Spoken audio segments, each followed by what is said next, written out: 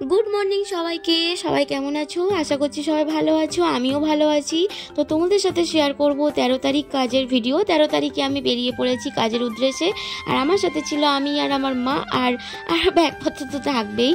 तो आमरा बाड़ी थेके किछुटा दूर जाওয়ার परे ठीक करी जे जायगाटा एमन जायगाय जे पाब्लिक गाड़ीते करे जाওয়া सम्भव नय, जेते जेते ताहले 2.5-3 घंटा लेगे जाबे। तो सेखान थेके आमरा টোটোটা बुक करे निई और এই টোটোটা आमादेर शर्टकाट रास्ता दिये निये যায় जेखाने आमादेर पौंछाते 2 घंटार रास्ता 45 मिनिटे निये जाए। तो मेन रोड थेके এই যে গ্রামের ভিতরে ঢুকেছি এইখানটাই ঢুকতে মানে এই রাস্তাটাতে 20 থেকে 25 মিনিট সময় লেগেছিল। তো রাস্তাটা কতটা সুন্দর তোমরা দেখো।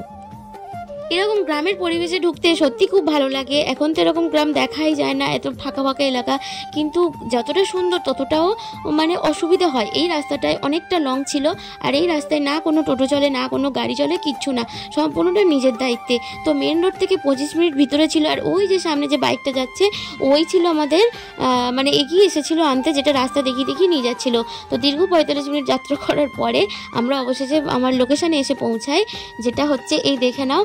আর পৌঁছানোর পরে তখন বাজে 2:30টা। তো আমাদেরকে লাঞ্চের ব্যবস্থা করে দেওয়া হয়। আর এই যে আমার সেই বদমাইশ বন্ধু যার সাথে আমরা লাঞ্চ করতে বসেছি, আর লাঞ্চ টাঞ্চ করে উঠে তখন দেখছি 3টে থেকে 3:10-15 হয়েছে, তখনও ব্রাইডের এই যে গায়ে হলুদ চলছে। হ্যাঁ, ব্রাইডের তখন স্নান হয়ে গিয়েছিল, কিন্তু তারপরেও কি এই নিয়ম হচ্ছে জানি না। তো ব্রাইডের রিচুয়ালসগুলো তোমাদেরকে দেখাচ্ছিলাম। তো লোকেশানটা তো তোমাদেরকে বললাম না, লোকেশানটা ছিল লক্ষ্মীকান্তপুর থেকে আরও অনেকটা ভিতরে যেতে হয়, কি ঢোলা না শিমুলবেড়ি এরকম একটা নাম ছিল। তো ওই জায়গাটায় আমার এই প্রথম যাওয়া, আমি এর আগে কখনোই যাইনি। তো অনেকটা দূরই ছিল লোকেশানটা, বাট এই দূরের লোকেশানে গিয়ে কাজ করতে খুব ভালো লাগে। অধিককার লোকেদের নিয়ম কারণ অনেকটাই আলাদা। বিয়ের রিচুয়ালসগুলো দেখছিলাম সবাই মিলে করছিল, বিয়ের স্নান করে ওঠার পর এরকম নিয়ম হয় তো জানতাম না। তো যাই হোক, নিয়ম টিয়ম সারার পরে 3:30 বাজে। আর সেদিন এতটা গরম হচ্ছিল কি বলবো, শীতকাল বলে মনেই হবে না, এতটা গরম পড়ে গিয়েছিল। তো সব কিছু করার পর ব্রাইড আমার কাছে যখন আসে তখন বাজে 3:30। 3:30-র সময় আমি হালকা করে স্ক্রিনটা প্রিপারেশান করে নিই আর জাস্ট আইব্রোটা ড্র করেছি। না, ড্র করতে করতে সঙ্গে সঙ্গে দেখো ব্রাইডের হাতে কিন্তু শাঁখা নেই। ব্রাইডকে শাঁখা পরাতে শাঁখা ব্যাপারই চলে আসে। তো সে কি করবে, বসে থাকতে থাকতে শাঁখাটা পরতে চলে আসে।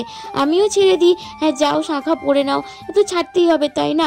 কিন্তু ছেড়ে দিয়ে দেখছি ব্রাইড বসে আছেই তো আছে। অবশেষে এই দেখো শাঁখাটা ওর হাতে তুলছে। তো আমি ছেড়ে দেওয়ার অন্তত 15-20 মিনিট পরে ওকে শাঁখা পরাচ্ছে, আবার শাঁখাটা পরার 15-20 মিনিট পরে আমার কাছে এসছে। মানে তোমরা বুঝতে পারছো টাইমটা কটা হলো। আমার কাছে যখন এলো তখন 4টে। তো 4টের পর থেকে কীভাবে ব্রাইডকে রেডি করলাম দেখাবো নেক্সট ব্লগে।